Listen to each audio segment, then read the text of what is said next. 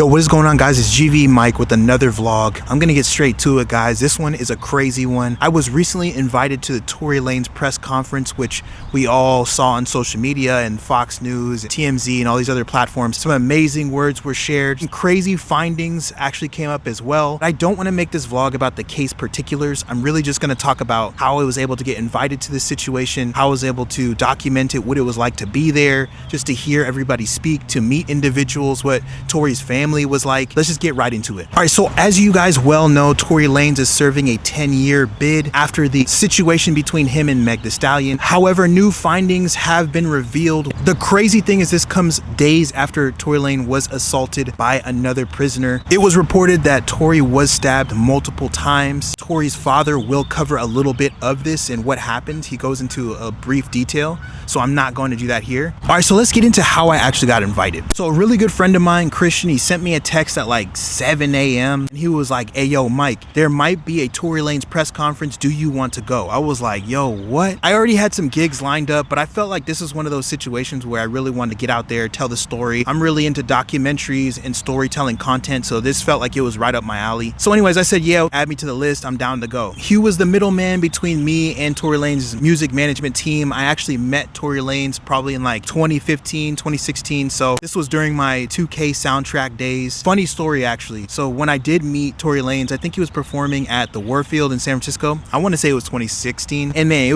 was amazing. We got to go say what's up to him and his team. I just remember he was singing crazy on stage. You know, he gets really into his performances. He's dancing, he's jumping, he's interacting with the crowd. I was like, yo, this guy must be tired after like 3 songs. He comes up to meet us, me and a few of my friends, about the 2K soundtrack at the time. He was like, yo, man, was good. Great energy. Introduced himself, told me he was a huge fan of 2K. And I was like, how is this guy not tired, bro? It was crazy. And basically he was like, yo, I shadow box. I've been doing that forever at this point. He does it before a show, sometimes after a show as well. Just the fact that he was able to go do all this performing, come and say what's up, kick it, introduce himself. He had great energy the whole time. Really just blew me away. Yeah, so it was just great to meet him. We got him some copies of 2K, by the way, but again, this is like back in the day, the old job I used to have. Anyway, his music team got me onto the list. Again, it's probably like this point 8:30. I got the confirmation I'm on the list. Yo, get here. It's about to go off at 10 a.m. Man, I can't tell you how fast I got my camera, I got my mic, my battery. I was walking out the door with stuff falling out my hands. I'm juggling everything. It was going crazy, but I got everything together. I got everything in the car, and man, I was like Dominic Toretto in that thing. And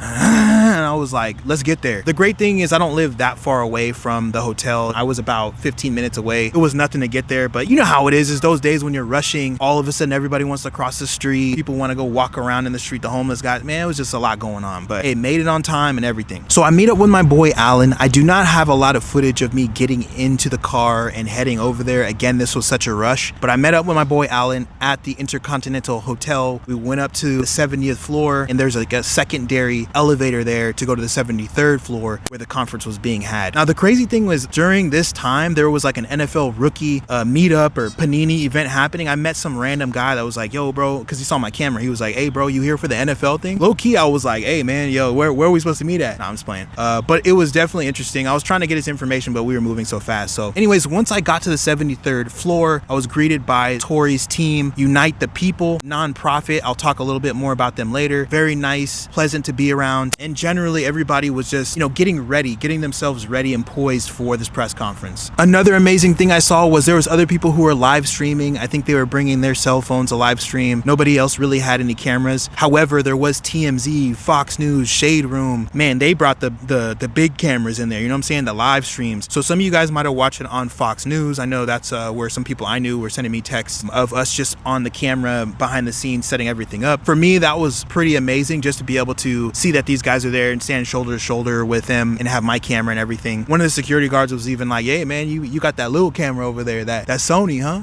It was like, hey bro, this is what I got, man. But it was a good time. I got to speak a little bit to the Shade Room, the network camera guys, and there was a couple reporters there I got to say hello to as well. Nobody was there to step on each other's toes. So at this point, all the networks were there. We're making small talk, just getting to know each other, talking about our backgrounds. But at the same time, we wanted to make sure that we were setting up our microphones. All I had was my Hollyland Lark M2. It's very small. Everybody else had their microphones with the box stands and all that kind of stuff. So again, I left the house last minute, grabbed what I could, could. I made sure to place the mic so it wouldn't move around in case the wind got crazy. Somebody bumped into the stand, who knows, right? The funny thing is I had to do this a couple times before at a professional women's soccer match. It was Angel City FC versus Seattle, and I got invited to go into the press room and listen to some of the players speak after the game. And basically, most people had like their phones or they had some kind of mic that they had with them, very, very small. But I just put mine on the actual table, the Hollyland Lark M2. I let them speak into it, and it worked really, really well. So I did this one other time at a gaming conference. The Tony Hawk producers were just speaking about the original games, the cultural movement that the game had. Put my mics up there and captured a lot of great audio. So I'll drop these videos at some point soon. But hey, scotch tape, gaff tape, it's whatever. You got to figure it out, man. That's one thing I'm learning about this camera thing. Now, at this point, the mics are all set up. Everyone's, again, getting their game plans together, what they're going to talk about, who's going to go at what time, and things like that. I actually had a quick second with Tory's father, Sonstar Peterson. Great, amazing person, man. Great energy. Look, basically, he was like, what media outlet are you from? I said, I'm not from a media outlet. I'm an independent person. I'm a vlogger. I came out here to support and just make a video to tell this story. I was like, I only got like 300 subscribers, bro, to be honest, to keep it 1,000. Yo, I started laughing and the people around me started laughing. Let me tell you, he had the most serious face and he was like, yo, man, the fact that you started is a big deal. And that's the start of something big. Like, keep on going, keep on working. And right there to me, I was like, okay, now I get it. Like, Tory, you got this confidence because your pops, he's really about that. So I really treasure that. I appreciate the kind words, man. It meant so much to me. So shout out to you. I even talked to some of the production team. There was another camera guy, I think for Tory's team, that was filming something, their own video for a separate project. They basically were like, yo, bro, you can go wherever you want. Make sure you film everything. We'll swap and share footage. I'm like, bet, cool. So real quick before we get to the footage, the stand where we all placed our mics actually got relocated, and it was relocated to a place with smaller standing room for the camera people. So I did have to readjust my camera, you know, because people were getting shoulder to shoulder. You might notice a little bit of a zoom in, zoom out, some shakiness. So I really do apologize. I'm going to check my notes here to make sure I get all this right. But we hear from Walter Roberts, the attorney for Tory Lanez, Caesar McDowell, the CEO and co-founder of Unite the People, Diana London, CEO of the Secret Weapon Agency, Gianno Caldwell, a journalist for the New York Post, and of course, Sonstar Peterson, Tory's father. And this is what they all had to say.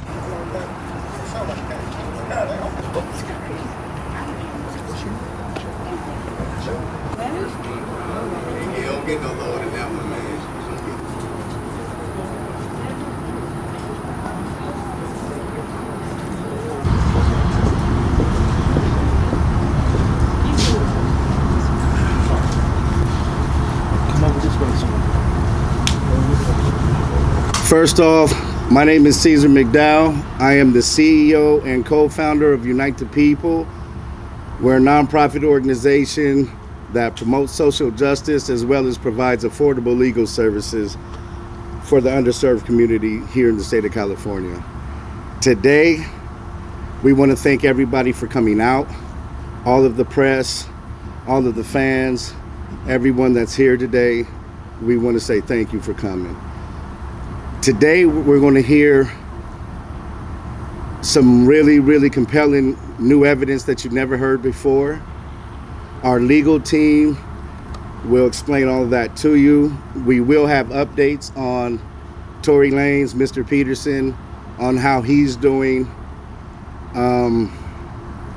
It's really sad to see the situation that he's in, and we think it's time. Enough is enough.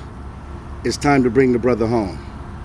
So with that, I would like to bring up our lead consultant, Mr. Walter Roberts. Good morning. We are here today to bring to your attention some information Unite the People believes is exculpatory in Mr. Daystar Peterson's case, professionally known as Tory Lanez.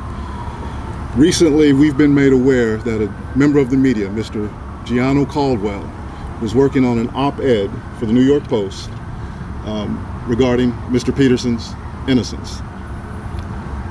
During his work on that op-ed, he became aware of some information in Unite the People's possession regarding a statement that was given to Unite the People by someone with information relevant to that case.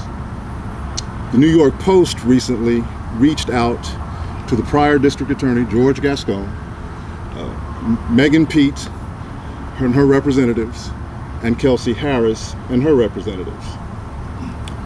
The only party that responded last week was Megan Pete's representatives with a request for more information. A few days later, Mr. Peterson's brutally attacked in his jail cell.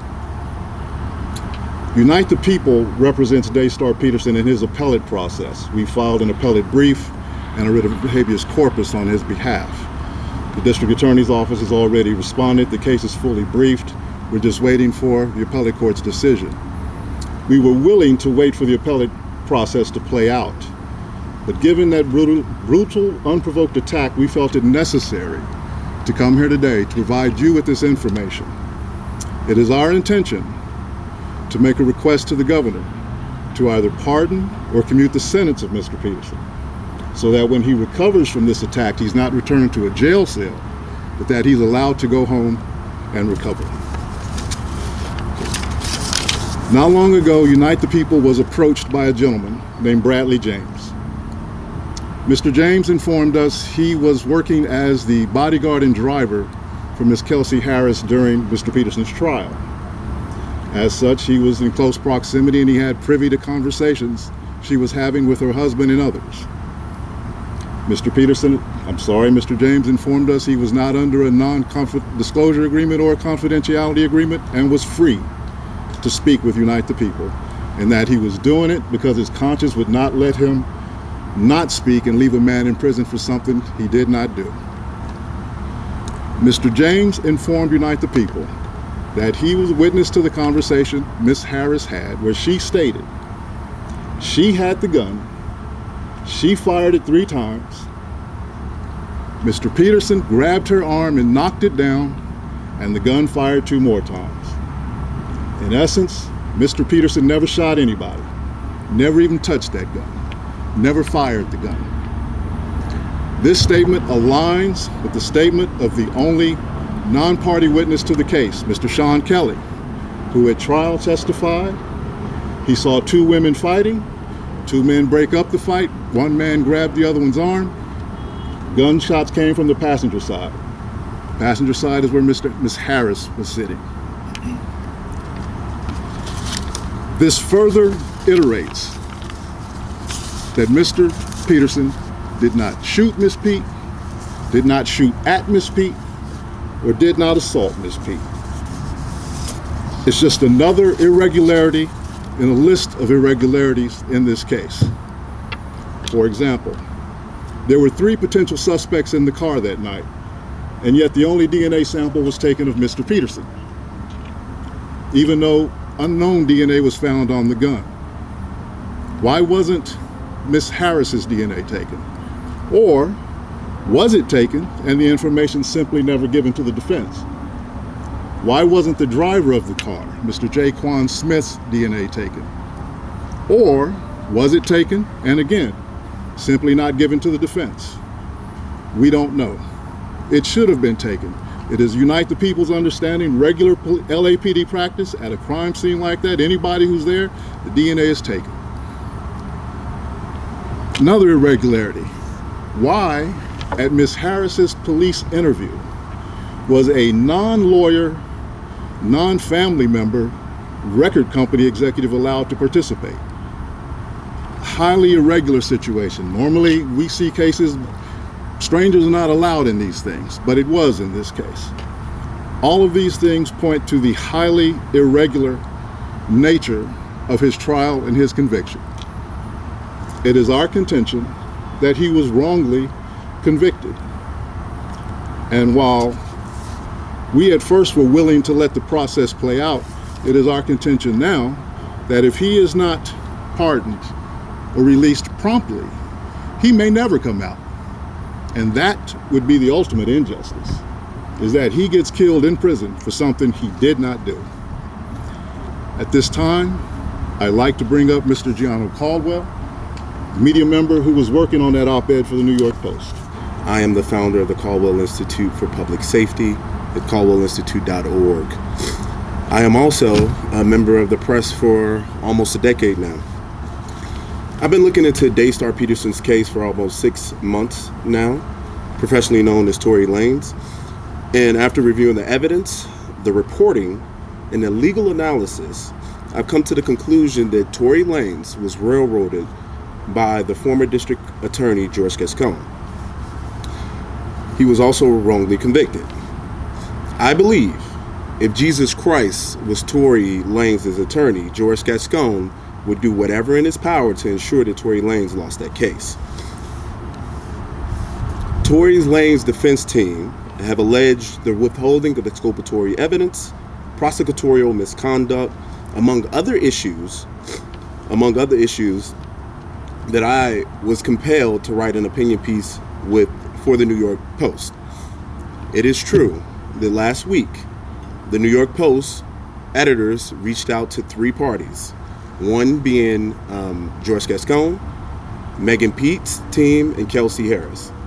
It is also true that Megan's team was the only ones that responded back for that request for comment.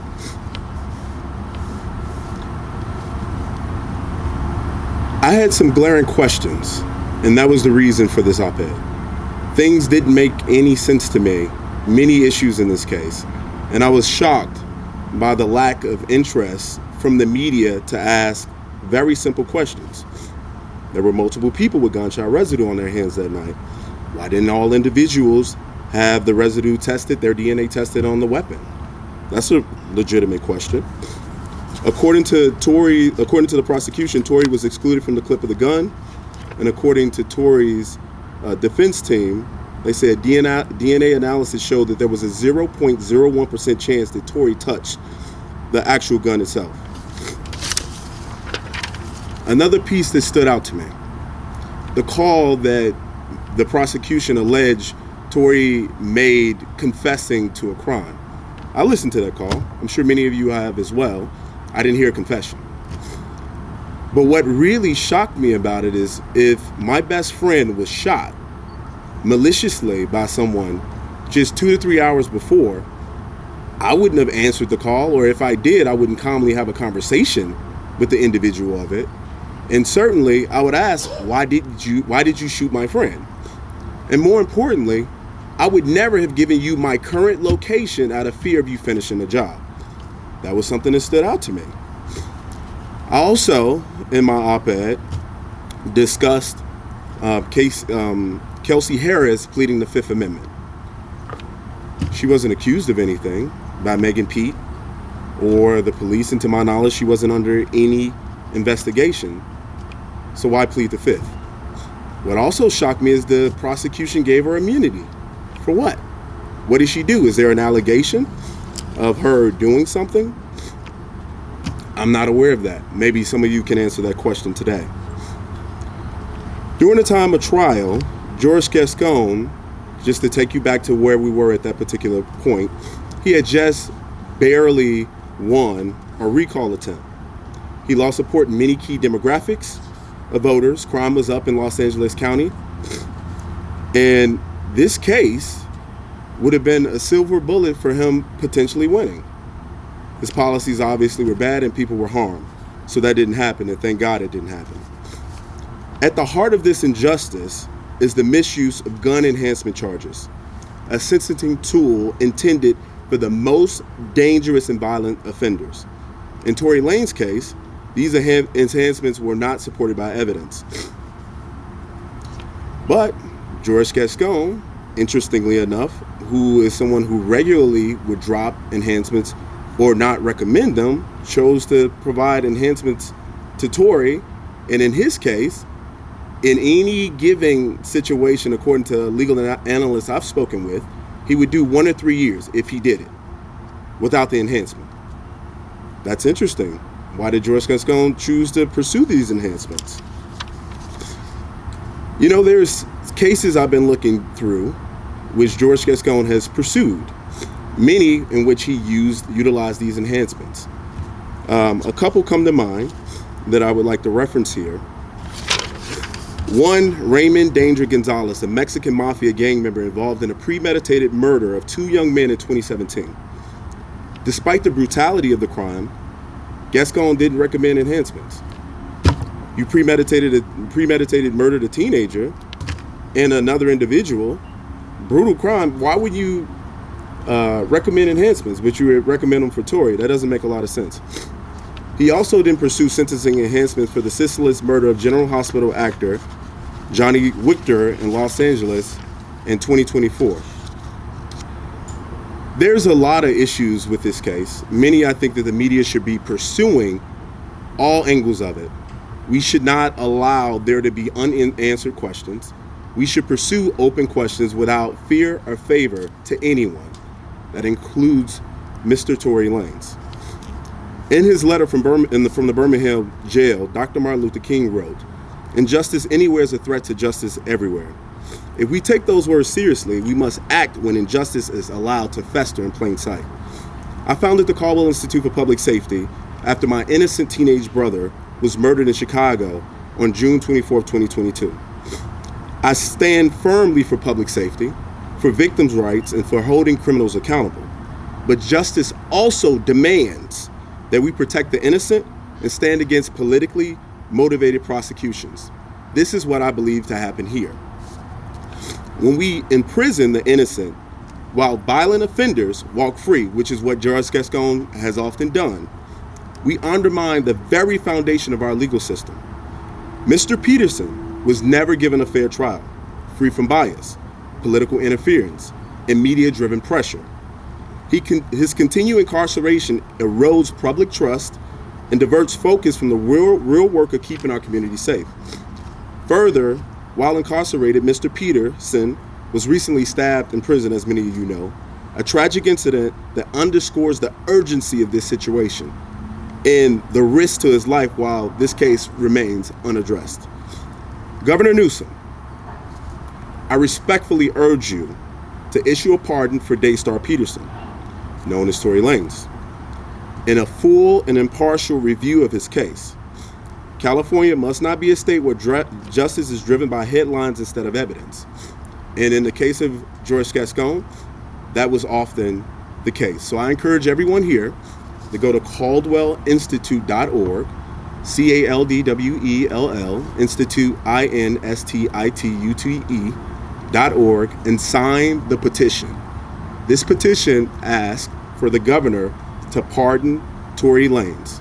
Thank you. There's a lot of noise in the media going on with other stories, but I think that this is one of the most important stories happening right now today regarding our Justice Department. My name is Diana London. I'm the CEO of the Secret Weapon Agency, which is a crisis communication firm, and I'm also the CEO of a company called London Global Strategies. I am a member of the media as well. I'm a commentator on a few networks, and I also serve as an advisor for Giano's Institute and also another company called Promising People that is fighting to reduce the recidivism rate in this country and also to correct our criminal justice laws. As a woman who has worked in Congress on criminal justice reform, I deeply believe in law and order. I've worked alongside law enforcement. I've drafted policy to reduce violent crime. I've seen what accountability should look like. But I also know the legal system without integrity is no justice at all. When we get it wrong, when our courts fail the people they're meant to protect, we don't just ruin lives, we erode trust in the rule of law itself. That's why I'm speaking out today for Daystar Peterson, better known to the world as Tory Lanez. This isn't about fame. It isn't about celebrity. It's about fairness. Tory Lanez doesn't want special treatment. He's demanding equal treatment. And if we Americans still believe in a system where guilty must be proven beyond a reasonable doubt, then we must admit this case raises serious concerns. Because the truth is, Tory Lanez is serving a 10-year sentence for a crime that evidence, which laid out here today, overwhelmingly suggests he did not commit. Let's go back to the night in question, just like Gianna was just talking about and the attorneys. As the attorneys laid out here today, the prosecution failed to produce a single shred of forensic evidence tying Tory to the actual gun. His fingerprints weren't on it. His DNA was later found to be 100% nearly excluded from the gun, as shown in the worksheet that was provided to the defense late on the eve of the actual trial, after making a request for that very document. After trial, looking at this evidence, there is a 0.01% chance Tory's DNA was on the firearm. That's a difficult statistic to equate with the story as told by the prosecution, which may be why this was not present in trial. In fact, there were 3 people that night at the scene who tested positive for gunshot residues. One of those was Kelsey Harris, as Giano mentioned, the assistant to Megan Pete. According to multiple sworn testaments that you've heard today, including one from the bodyguard and driver with Harris on the 2 days of the trial, Harris admitted to firing the weapon during an emotional outburst. Tory intervened to de-escalate, not to harm. It is important to note, the police did not fingerprint anyone else who had gunshot residue on them that night, only Tory. Why? Even more troubling, the investigation itself was a disaster. Bullet fragments disappeared, the gun serial number was sealed, a move that blocked the defense from investigating ownership.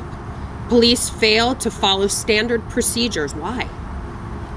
Didn't mark shell casings on the road, and didn't test others involved that night with DNA. This wasn't justice. It was a rush to judgment. Worse still, the prosecution knew the case was thin. So what did they do? They tacked on gun enhancements, just like they spoke about.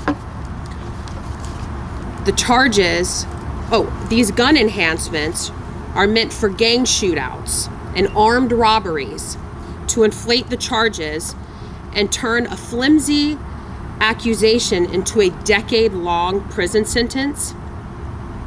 Enhancements are a powerful tool against violent offenders, but using them in a case with no forensic evidence, murky testimony, and a defendant with no criminal history, that's very important to point out.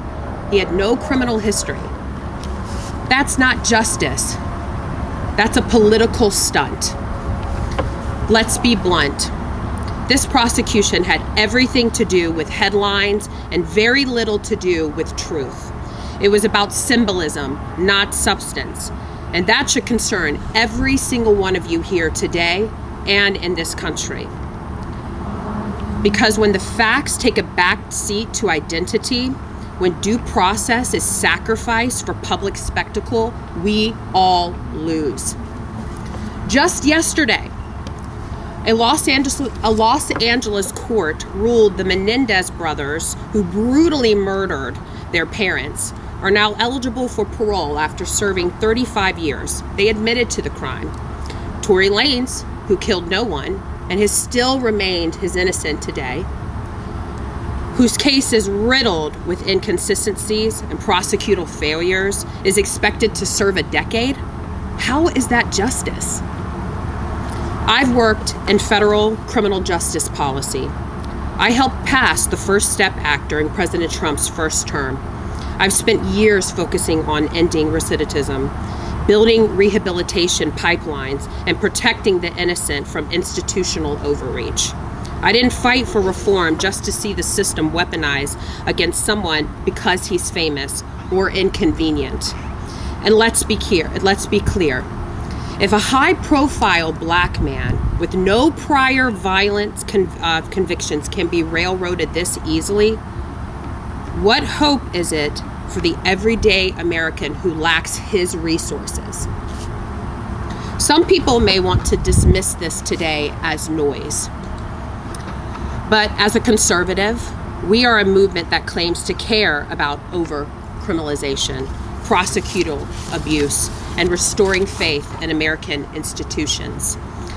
Well, here it is, laid bare in front of you. The prosecution manipulated the narrative. They buried key facts. They got the conviction they wanted, but not the truth we all deserve. As Giano mentioned, Dr. Martin Luther King Jr. warned us that injustice anywhere is a threat to justice everywhere. And this case proves it. if we let this stand, if we accept a conviction based on emotion rather than evidence, we abandon the very foundation of our system, that all men are innocent until proven guilty beyond a reasonable doubt. The timing of these events raised disturbing questions to me, and I think they all should to you as well. After over 2 years in prison without incident, Tory was stabbed 14 times just days after a major national news outlet reached out to Megan Pete's team, Kelsey Harris, and former DA George Gascon about a story on new evidence in this case. You don't have to believe in conspiracies to see the pattern. When evidence was about to come to light, Tory was nearly killed. So let's stop pretending this is complicated. Let's stop treating this like some cultural war flashpoint. This is about a man, a father, a son, Sonstar Peterson, who has sat in a prison cell for over a year based on a case that wouldn't pass the smell test in any honest courtroom. The prison system can no longer guarantee his safety, and that alone should be grounds for immediate action.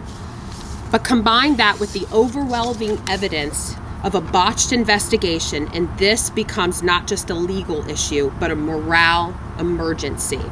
Tory Lanez deserves a new trial. He deserves due process. He deserves a pardon. And if justice still matters in America, he deserves to go home. So what now? What do we do now? We're all here today.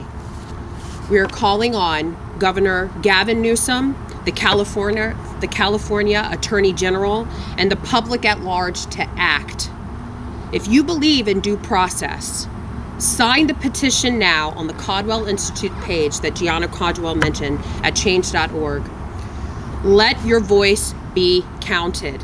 Let the system know that we see what's happening and we won't stay silent. We can't be a nation that claims to value justice but looks the other way when a man is buried beneath the weight of political motivated prosecution. Dr. King said again, injustice anywhere is a threat to justice everywhere. This is that threat in modern day time. This is that moment. Sonstar Peterson deserves to go home today. And we, the people, have a duty to bring him home. Thank you. Thank you for being here. Thank you for coming out and lending your cameras to the world. We appreciate you being here. My name is Sonstar Peterson, well known as the father of Tory Lanez, but his family affectionately knows him as Sonstar Peterson. This may seem not even to matter today, but it does to me. The reason why he bears the name Star is because I was scheduled to speak in a conference in Washington, D.C. back in the early 2000s.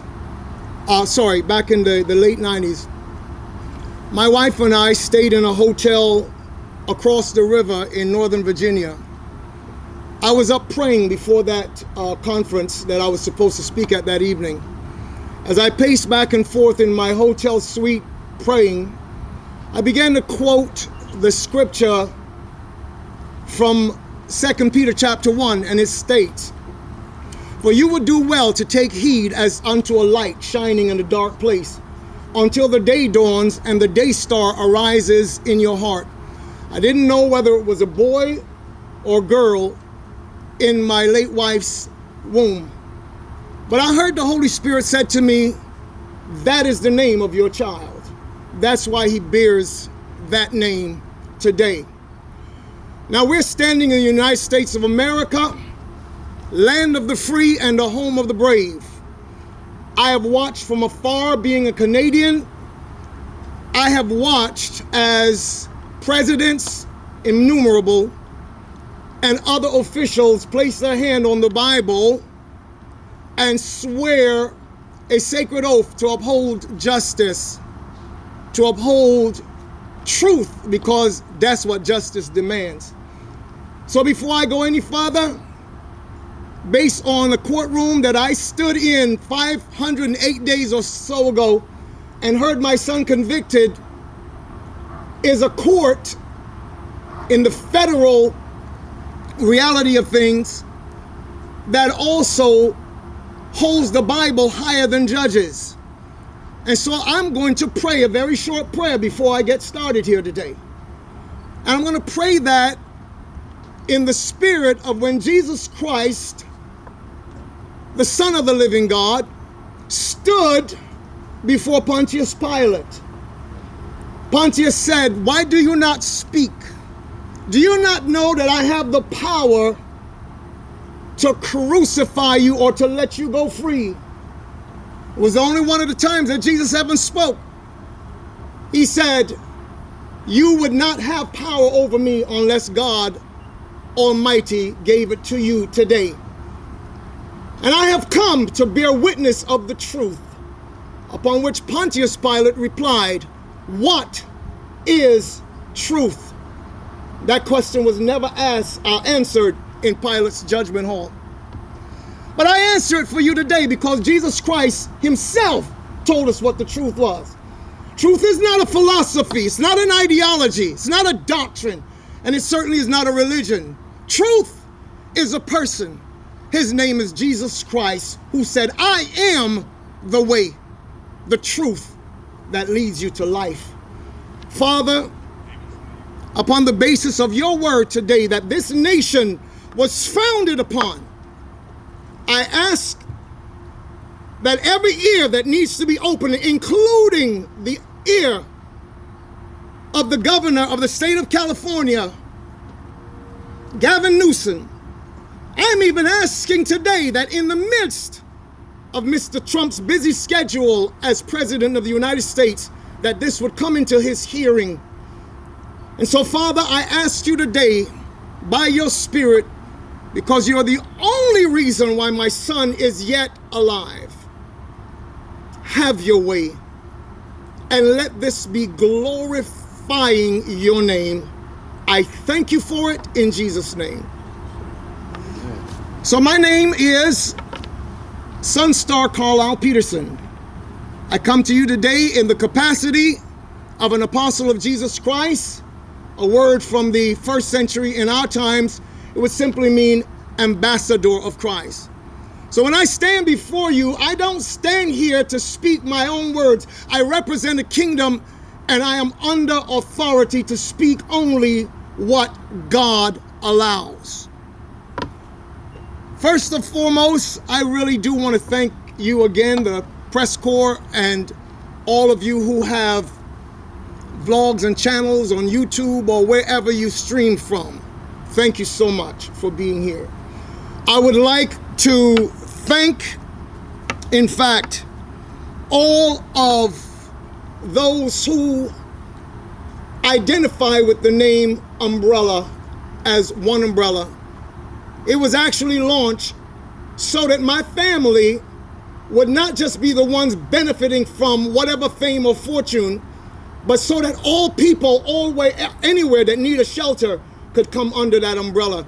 That's the reason why it was launched by Daystar's brother initially, who is known as Wolfgang Peterson. So I thank all of you who have always been an encouragement to us, who have stood with us. Those of you standing here today with free Tory t-shirts. Jano, can I have that t-shirt right there, please?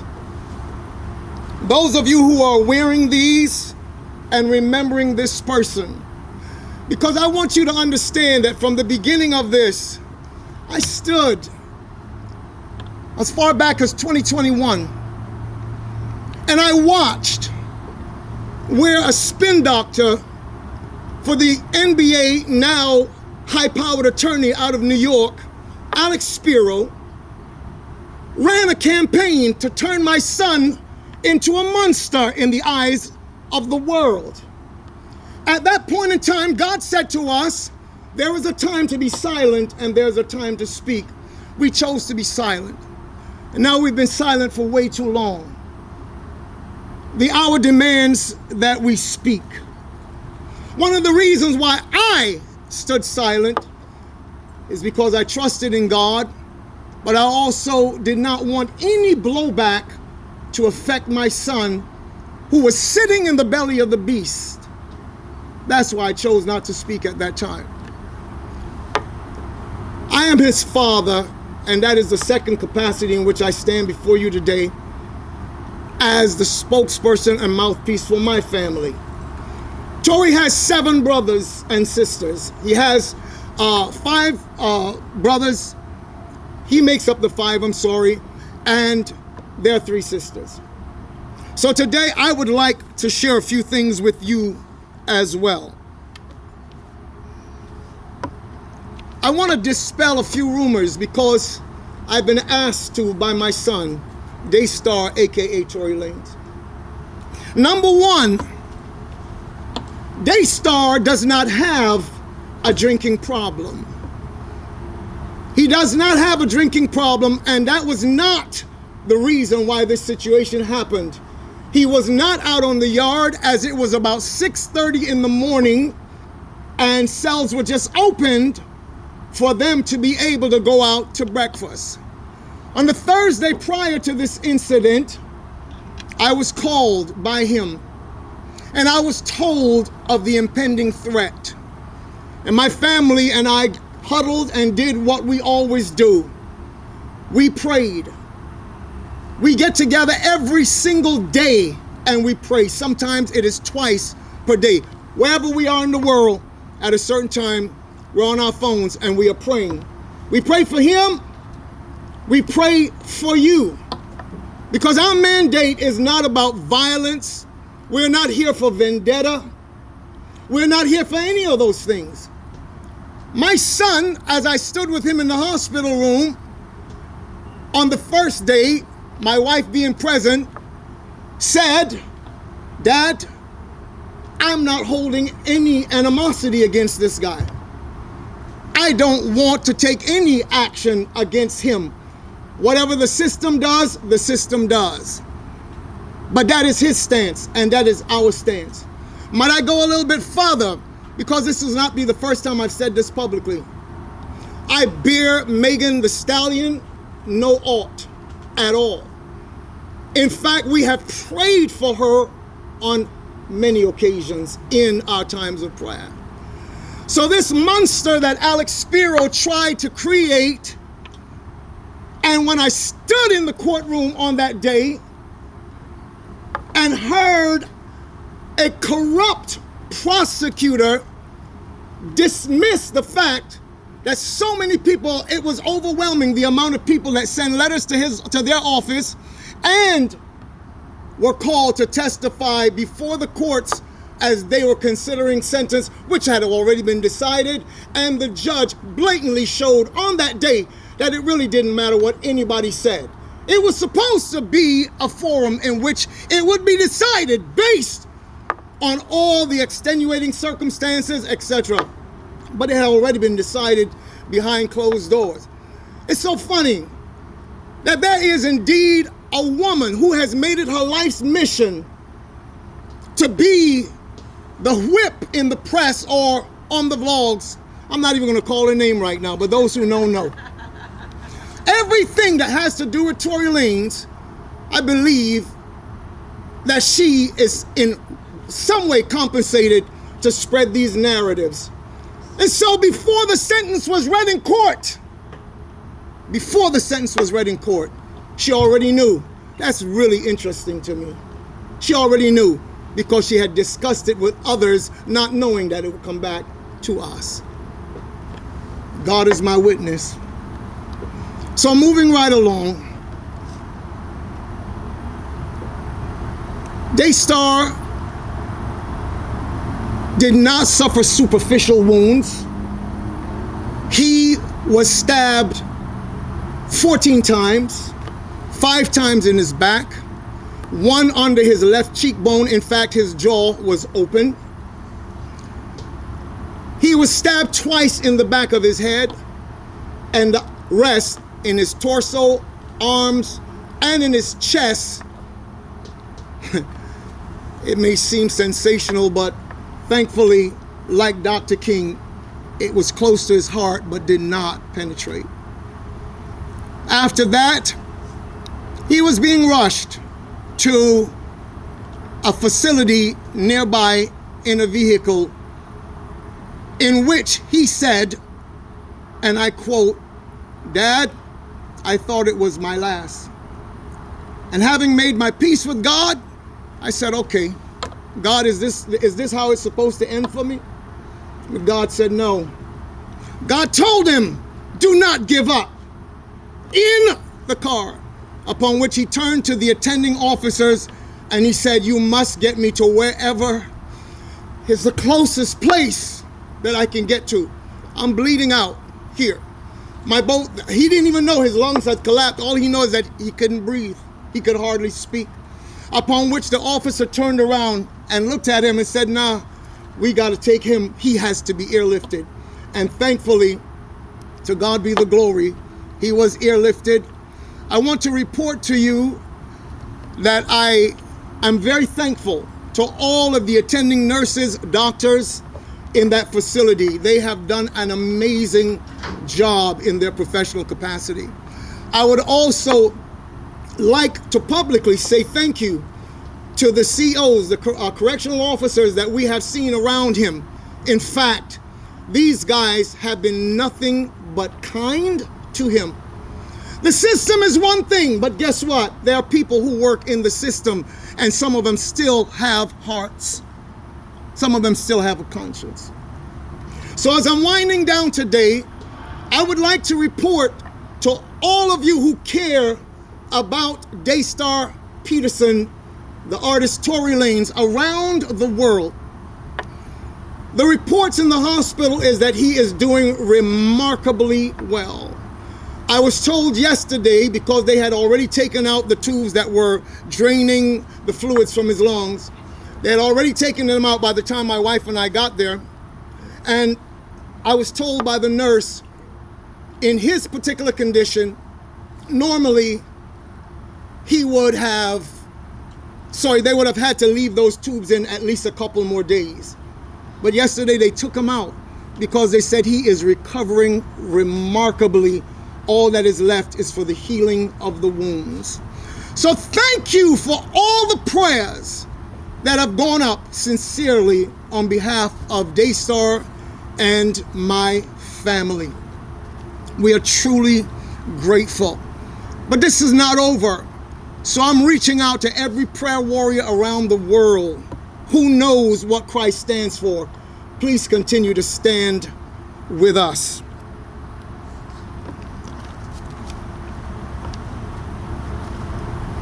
As I stated before, Daystar was not drunk on that morning. It was 6:30 in the morning.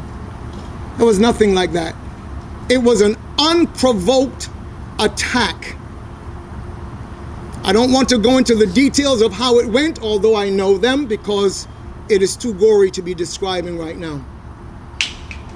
And so as I close today, whatever has been needed to be said has been said. So as I close, I want to quote you David, the king of Israel, who said,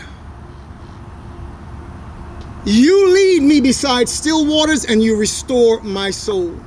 You lead me in the path of righteousness for your name's sake. And even if I walk through the valley of the shadow of death, I will fear no evil." One of the officers turned to me yesterday and he said, "You would be so proud of your boy. He has been in here and he has been praying." I got there to the hospital the first day, and typical Daystar, he was entertaining those officers. They were laughing. They were just, and he said, "Dad, it only hurts to laugh." But something broke my heart yesterday when towards the end of our visit, he said, "Dad, why is it that my life has to go through so many trials? Why? Why do I have to experience this?" And that's the note that I want to close on, to tell you that this person they've been trying to paint as a monster, that they were so scared when all of those testimonies came in. People I did not even know that he had secretly done things for. This is a guy, he would do things and not even tell anybody. And one young lady called me and said, I was struggling, I was diagnosed bipolar, I was struggling with my children, said your son offered to pay my rent for 1 year while I could recover. The prosecution at the trial, when all of those testimonies came in and said, oh my God, you think that we were here to hand out the Nobel Peace Prize? And that's how he dismissed it. But as I said on the court steps that day, God records all of it. And I know that my son will have justice. I lastly would like to reach out via this medium to say to the governor of the state of California, sir, it is in your hand to do something about this. You have the power and the means to examine the evidence that has been presented even to the courts. This is a travesty of justice. And to allow my son to go back into that same situation, a kid that when he went to prison, one of the things he has done so far is through his music to open up the cases of over 467 people through his Hands of God project to help families who can't even pay for justice on behalf of their loved ones. There was a post showed up on YouTube recently, a young man saying, I'd like to thank Tory Lanez. I would like to thank Unite the People. I'd like to thank all of them for allowing me to be able to be taken off of 4 life sentences. 4. Plus 74 years. I'm sorry? Plus 74 years. Plus, like, I don't even understand that kind of math. How do you say to a human being whose lifespan is 70, 80, plus 74 years? 4 life sentences plus 74. This is who Daystar is, not what they've tried to make you think he is. He never stops seeking to help people, even from behind the prison walls. Governor Newsom, you have the power to bring my son home, and for all of the reasons that went before I even ascended this podium. Sir, you are a family man. You also have children. Please take a moment and look at your child and ask yourself what you would be doing if the evidence was so overwhelming. Would you think that this man should be free because he is innocent? I hope you do. And I hope you do what you need to do. God bless you all. Thank you so much for being patient with me.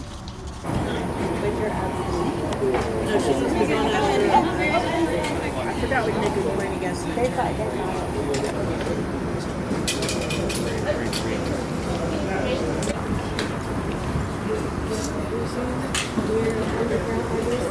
All right, guys, so like I said, you can see the effect that the speech from Tory's father had on everybody. He really loved the fact that people had the free Tory gear on just to support. After his speech, people were coming up to him and just extending their prayers to Tory. Sonstar did mention that he's going to go to the hospital right after the speech. You know, he wanted to say hello to people, but he also was trying to go see his son. You know, I totally understand that. I got a photo with him and got to speak a little bit more with him and the publicist just to let them know, like, hey, however I can help with the nonprofit organizations you guys are working with, let me know. I do a lot of work with nonprofit organizations handling similar cases and dealing with anti-recidivism. I also do some work with the GRID program, so I see a lot of synergy there. Just wanted to extend my work and see how I can help out. As everybody was walking out, I also ran into Caesar and Mitchell, who are co-founders of Unite the People. You saw that Caesar had a few words to say. Mitchell I ran into in the lobby of the hotel.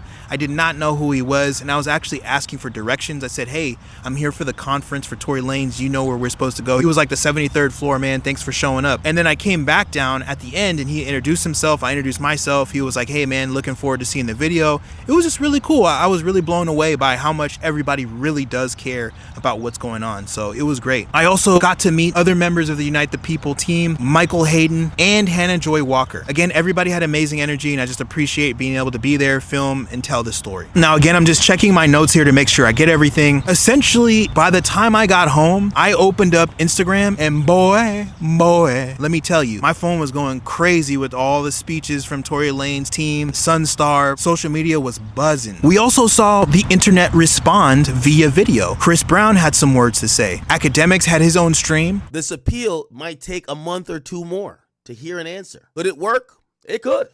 It could. I say 20 to 30%. This new evidence is not in the appeal. I think they should find a way to put it in. Relying on the governor, I don't think so. Now, what I do think this does, on a PR level, I think the support for Tory is at an all-time high. And perhaps that could petition. I still don't think the governor does anything, but it could petition someone because it's getting louder and louder. And especially after he just got stabbed, it's getting louder and louder to say, yo, y'all gonna let an innocent man or a potentially innocent man die in prison? Whack 100 had this video. This is what he said. I told all y'all close to a year ago, well, even prior to, Tory didn't shoot that girl. I told y'all, Tory did not shoot that girl. All y'all that was pro this, pro that, now y'all gotta pay attention to the bigger play. Y'all heard the lady. See, I didn't know nothing about the security guard coming forward, telling the truth. I knew that the DNA came back 100% not him. And they kept it from him doing trial and they used the other one. That said it could be, maybe it can't be. It was 3 tests. 2 of them came back 100% not him after the fact. I told y'all Tory to shoot that girl. Then the day after, they go submit the new evidence of the security guard saying he witnessed who pulled the trigger. Tory get hit 14 times. I told y'all Monday, I said somebody sent that at him. I talked to him too much. His spirit, his soul, his attitude. I'm listening to people come to his door when he on his little iPad talking to me. Everybody helping, every 10 out of 10 people. Hey, Tory, you think yeah, I'm gonna make that call. Hey, Tory, thanks, bro, that happened for me. I'm hearing it. You're not gonna get me to believe he just didn't jumped up. He knows appeal date is coming up. And now he tripping. And your favorite hip hop rap lawyer on social media, Mo, had some words as well. And this is what he said. Mr. Peterson never shot anybody. This is not Quan. This is a security guard / driver hired by Kelsey during Tory Lanez trial. And the driver, Bradley James, apparently has gone to Tory's new lawyers and said, I overheard Kelsey talking about what really happened. Not that shit she was saying on the stand. What really happened. Now I'm coming to tell you this because I don't want to see an innocent man in prison. I don't think anybody wants to see an innocent man in prison.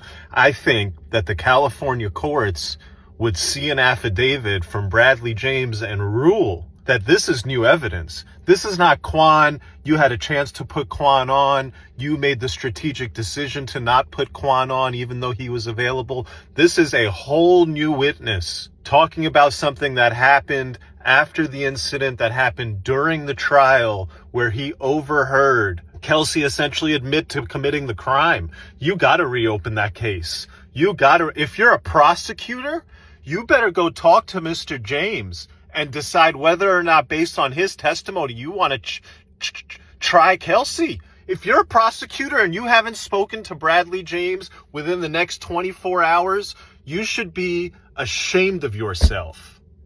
Now, at the point of me recording this video, Megan's team did respond to everything that was revealed at this press conference. Alex Spiro, I believe is Megan's lawyer's name, responded, and this is what it reads. Tory Lanez was tried and convicted by a jury of his peers, and his case was properly adjudicated through the court system. This is not a political matter. This is a case of a violent assault that was resolved in the court of law. Tory's team even has a petition urging Governor Gavin Newsom to get involved. At the time of this video, the petition is signed by 100,000 people. That is already a large number, and I will drop the link to the petition in the description. So if you want to go and get involved, you can down there. So with all of this, obviously you guys can make your own decision as to what you think did actually happen. And we will obviously see how this appeal case will go. But I just want to give a big shout out to everybody who did give me this opportunity to go and film and tell this story. Christian, Alan, Ray from Tory's team. I appreciate all of you guys. It means a lot to me that I got this opportunity. Hey, look, man, I got to do a lot to go and film these videos, cut these vlogs, get these stories for you guys.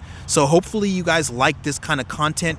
I would appreciate a subscribe. I would appreciate a like, a comment. Yo, comment down below what you think about this Tory Lanez update, what you think about the case and everything that's been going on. Now, before I get out of here, Unite the People is an organization that does have various services, especially things with appeal processes and expungements. They've worked with many people, Tory Lanez, Snoop Dogg, so many more. You can go to their website. We mentioned a few things that they do help with, but here's a list of their services: criminal defense law, expungements, immigration law, appeals and post-conviction law, and more. If you or someone you know can benefit from their services, I will drop their link in description.